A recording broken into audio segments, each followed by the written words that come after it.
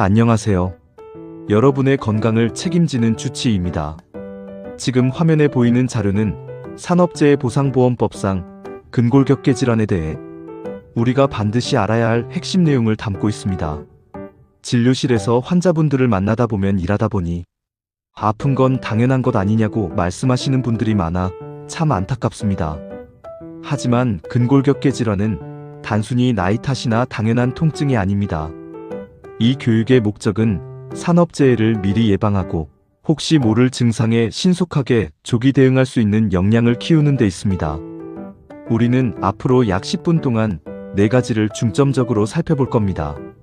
먼저 우리가 보호받을 수 있는 법적 근거를 명확히 이해하고 신체 부위별로 발생하는 질환의 종류를 구분해 볼 것입니다. 또한 내 몸이 보내는 위험 신호인 증상 3단계를 분석하고 실생활에서 바로 적용할 수 있는 예방 실천 방법까지 제가 꼼꼼하게 짚어드리겠습니다. 자, 그럼 우리 몸을 지키는 건강한 변화, 지금부터 함께 시작해 볼까요? 안녕하세요. 여러분의 건강을 책임지는 주치의입니다. 오늘은 우리가 일하면서 흔히 겪을 수 있는 근골격계 질환이 법적으로 어떻게 정의되고 보호받는지 화면에 보이는 자료를 통해 차근차근 설명해 드리겠습니다. 먼저 화면 왼쪽의 관련 법규를 보실까요?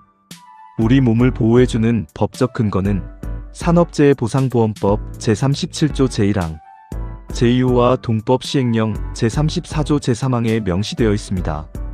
특히 시행령 별표 3에서는 근골격계에 발생한 질병의 구체적인 인정, 기준을 아주 상세히 다루고 있죠. 그렇다면 병원에서는 이를 어떻게 판단할까요? 오른쪽의 의미 및 판단 요지를 보시면 핵심은 미세 손상의 누적입니다. 반복적인 작업이나 무리한 힘을 쓰는 업무로 인해 근육, 인대, 신경 등의 미세한 손상이 쌓여 통증이나 기능 저하가 나타나는 것을 의미합니다. 단순히 아프다고 해서 모두 인정되는 것은 아닙니다. 여러분이 어떤 작업 자세로 일하는지, 취급하는 물건의 무게나 빈도, 그리고 얼마나 오래 노출되었는지 등을 종합적으로 평가해 업무상 상당인과 관계가 있는지를 면밀히 검토하게 됩니다. 여러분의 몸이 보내는 작은 신호, 법이 보장하는 권리라는 점을 꼭 기억하시고 초기에 적절한 대응을 하시길 바랍니다. 이상 여러분의 주치의였습니다. 안녕하세요. 여러분의 건강을 책임지는 주치의입니다. 오늘은 우리가 업무 중에 흔히 겪을 수 있는 근골격계 질환의 종류를 이 화면을 통해 부위별로 차근차근 짚어드리겠습니다.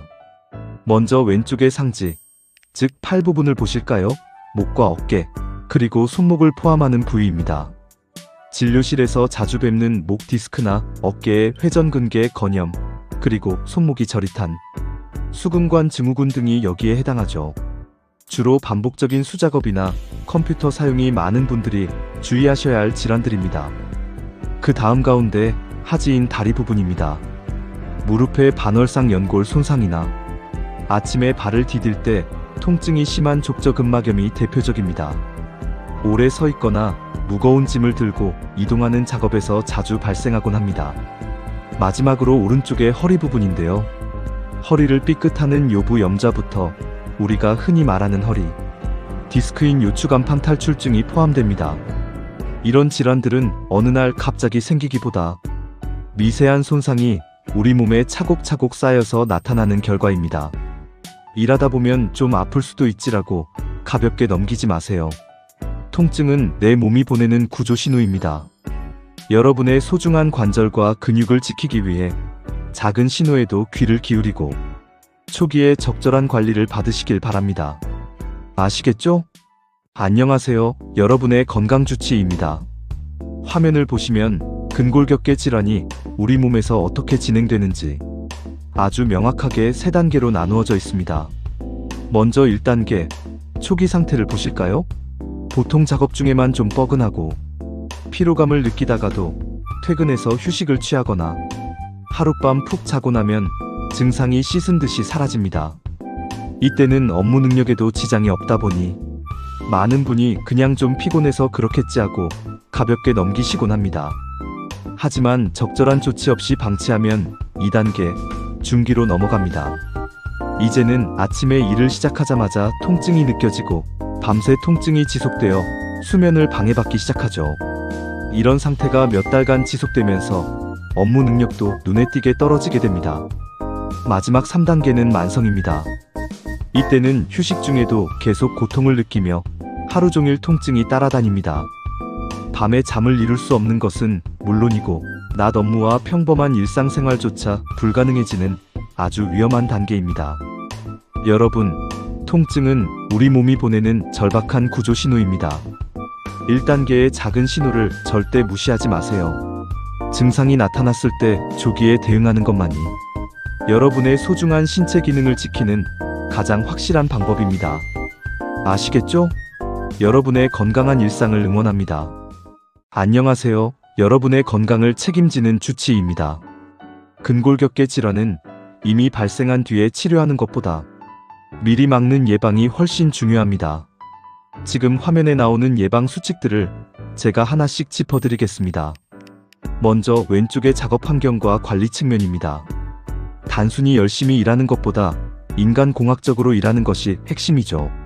작업대와 의자 높이는 본인의 팔꿈치 기준에 꼭 맞추고 충분한 공간을 확보해야 합니다. 또한 연속 2시간 이상 작업하는 것은 지양하고 시간당 10분 정도는 짧게라도 휴식을 취하며 작업을 순환시키는 것이 근육의 긴장을 푸는데 큰 도움이 됩니다. 무거운 물건을 들 때는 물체를 몸에 최대한 밀착시키고 허리가 아닌 무릎을 굽혀 다리 힘을 사용하셔야 한다는 점 꼭 기억하세요. 다음은 여러분이 직접 챙기셔야 할 개인 실천 예방입니다.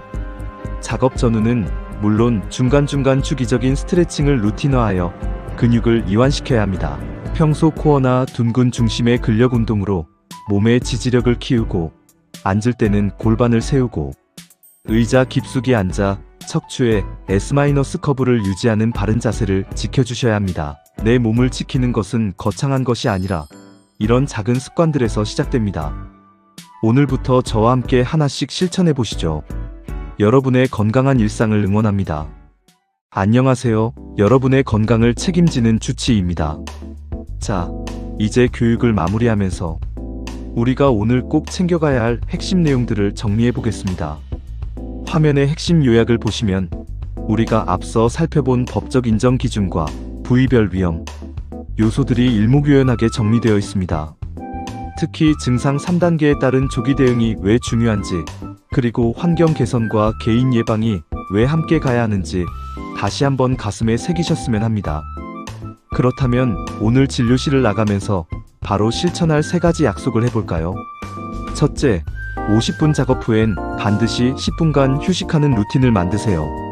둘째, 스트레칭을 습관화해서 근육의 긴장을 그때그때 풀어주어야 합니다.